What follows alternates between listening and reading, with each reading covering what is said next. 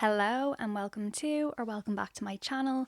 This is where we talk about all things cozy hobbies, low spend living and personal curriculums. And I am actually recording this and it is New Year's Eve. In today's video, I am going to be talking about my journaling practice for going into 2026. If you are anywhere on the internet, you will have seen Spotify wrap-ups, Goodreads wrap-ups. However, I think it's a really good opportunity for us all to step away from the digital devices and take a little bit of time to review how your 2025 went. It isn't about really putting pressure on yourself, it's more so about memory keeping and also looking back at all the small wins that you had within the year. I thought I would kind of record this in real time because initially I was like, okay, I'll sit down with my journal, which I've shown you in previous videos, and go through a sort of wrap up and then film it afterwards. But I thought, you know what, it probably makes more sense to actually sit down and do this in real time. Let me know if you like to do a little review on your year or if you're just like clean slate straight into next year. I am surrounded by my Filofaxes, my traveler's notebook. So I have this little guy here. I have my small Filofax over here, which is like my on the go guy. You don't even need like a fancy journal. Literally, you could do this in your notes app on your phone, although you know I do love pen and paper. I have my pen. It is a zebra, depending on how you say it, pen. I got these in TK Maxx. I believe that's called TJ Maxx in the States, and it is the 0.7 gel pen because I have completely been converted to gel pens now.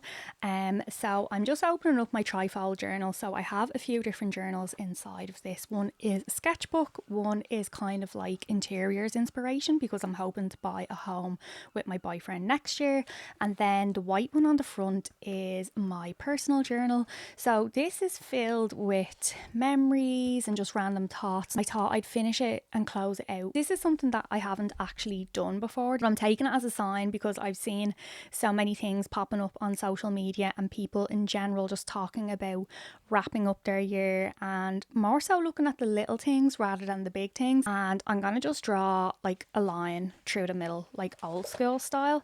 And I've actually done this in my Filofax spreads as well. So I usually do a monthly review, but I was thinking like a yearly review could be really nice, and then to have a little bit of a brainstorm about like what is it that I want my 2026 to look like. I've drawn my line and then I break these into segments because I feel like it's a little bit easier to sort of not put pressure that you have to fill a whole page on a particular topic. Great, in the comments to let me know if you do anything similar or if you do it differently than me, so hopefully you can see that. So literally that's what I do. I box it off into 4 parts, and then what I'm going to do on this side here, because to be honest, I don't really want this to be like a life audit. I kind of want it to be a little bit more creative and more flowy and more sort of like looking back on my year in terms of what I did creatively, how that impacted me overall, how that like affected my life in other aspects, not just in terms of like YouTube or like books I read, because I have talked about this in so many different videos, and I'm a strong believer that if you change one area of your life, that will have a knock-on effect in other areas.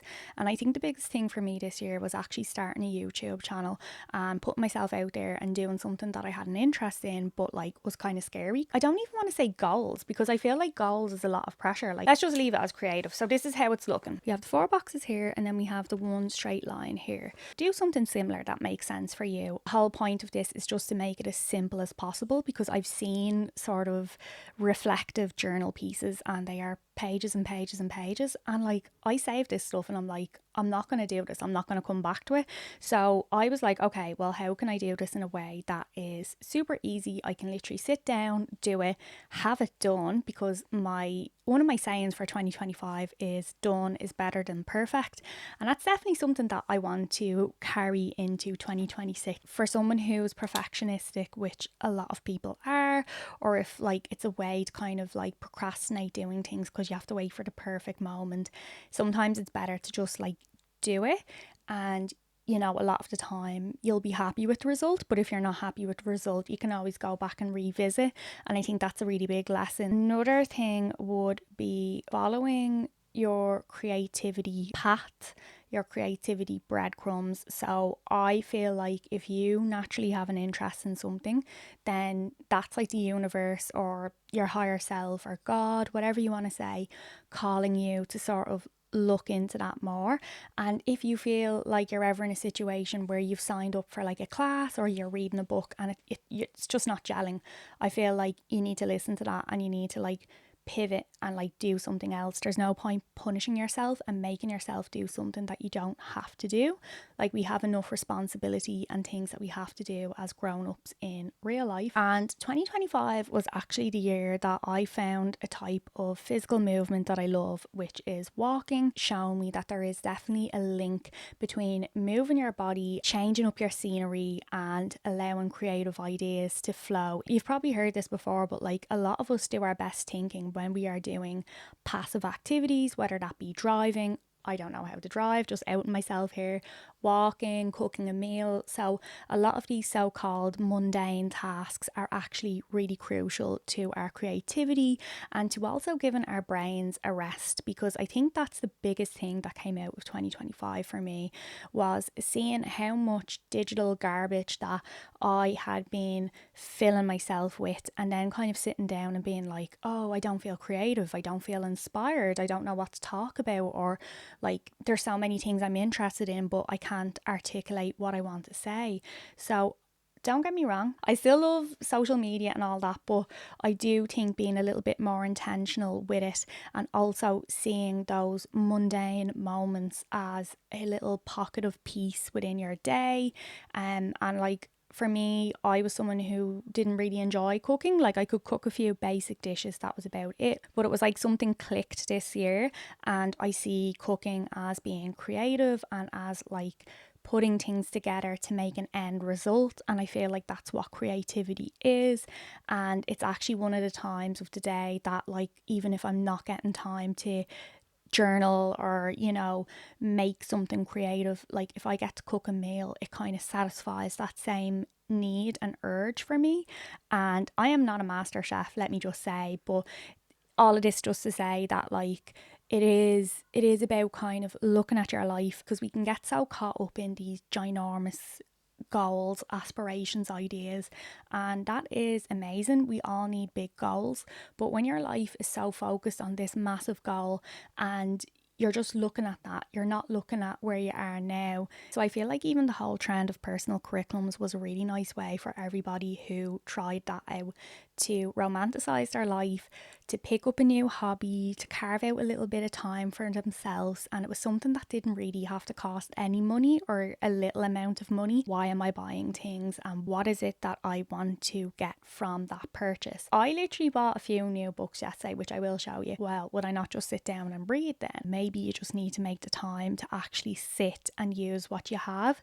So I feel like for 2026, and I'm just making notes as I'm talking here as well, so let me know if your process is different than this, but like, 2026 would be use what you have. And I'm not saying that you have to be like a nun or like a monk and not spend money, obviously not, but I do think that when we are surrounded by multiples of things that we haven't read, like my bookshelf here is full of books that I haven't read yet, and yet I went and bought a few new books yesterday, I need to look at myself in the mirror. Now, I know why I did, because they were on sale.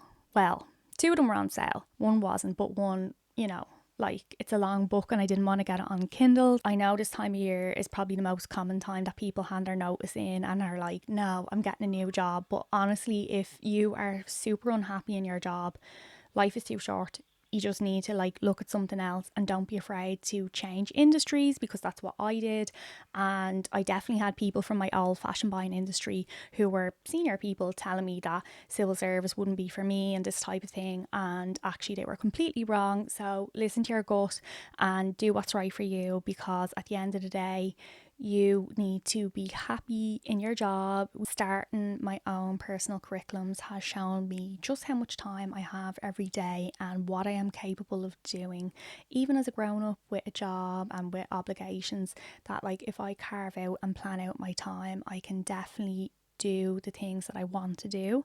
It's so easy to say that you don't have time, and yet when we look at our screen time, we're absolutely shocked and appalled. And I would also like to challenge myself to do a little bit of a no spend on certain areas. I've seen people talking about this online, and I definitely need to do more research. Time is our most valuable resource, and I think gifting ourselves time really makes a difference. And I've noticed that even in terms of clearing out my books and clearing out my clothes.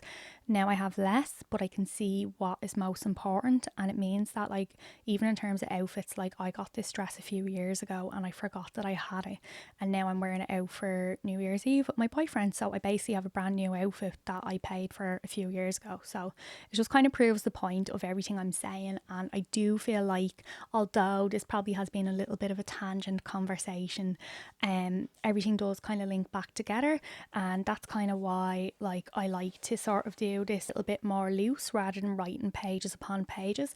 But you know, I'm gonna go and fill in the rest of this journal because I was like, I can't actually journal and talk to you at the same time. But before I go, I'm just gonna show you really quickly the new books I got and two books I was gifted over the Christmas. So I was gifted this by my lovely friend Nikki, and I don't know if you can see behind me, but my cat is actually asleep in the background, and he is always asleep in the background when I'm recording a video, so I must be super boring. One of the girls in work is actually my friend on Goodreads, so she actually suggested this to the person who was my Chris Kindle. So then onto the books that